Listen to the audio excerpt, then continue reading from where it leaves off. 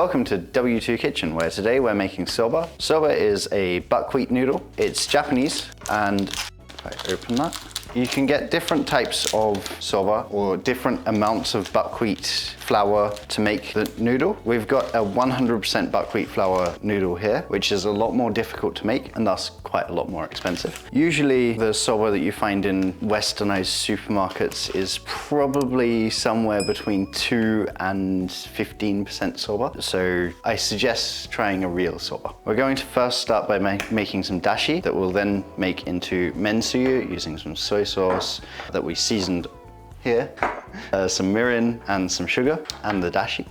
And then we're going to have some grated ginger, grated wasabi and some spring onions to put with that. We're going to make a very quick dashi. This is very much cheating. So I've got in here some kombu that's in a tea bag dashi form, and then I've put a lot of katsuobushi, which is fish flakes in that. We have 80-degree water, and I'm going to make a very strong dashi. So for this, you can use a powdered dashi, you can freshly make dashi. I prefer it when it is really strong.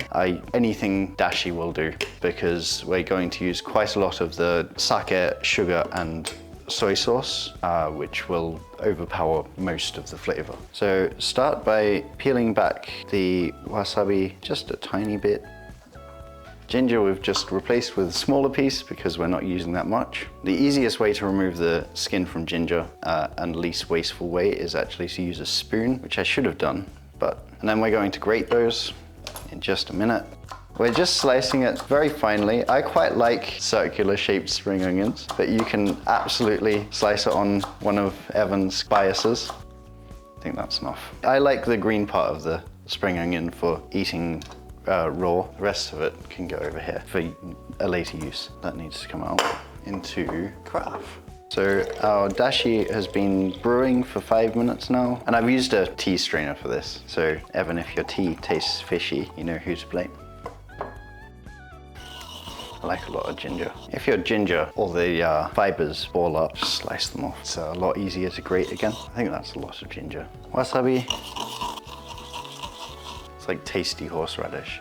So to make our somen tsuyu, soy sauce that we've seasoned there again,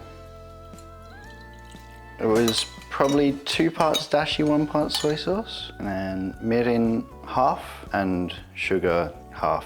So if you use 1 tablespoon of soy sauce, it's 2 tablespoons of dashi and half of mirin and half of sugar. I might adjust that in a minute. So then from there, I really suggest seasoning to taste everything that you do, because your soy sauce, mirin and dashi might be completely different to mine. For example, this is from British sugar beets. Yours may be cane sugar.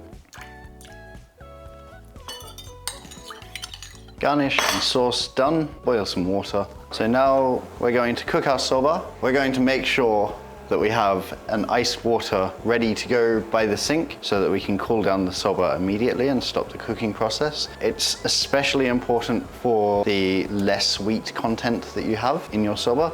Like I said, this is 100% buckwheat.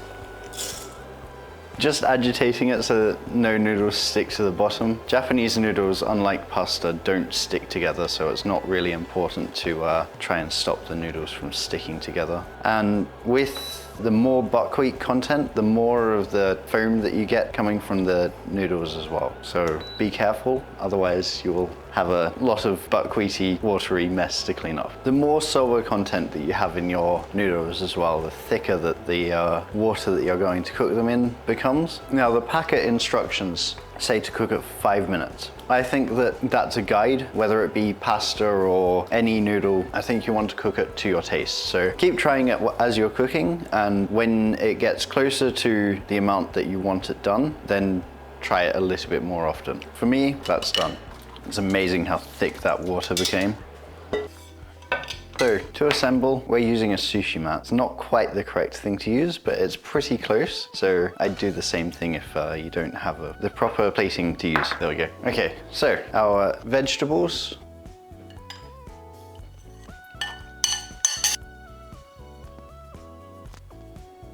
soba, dipping sauce, and our garnish, very flavorful garnish vegetables. To eat, I suggest putting as much of the vegetables, ginger, wasabi, and spring onion in as you like. And then to eat, take your noodles, dip them in the sauce.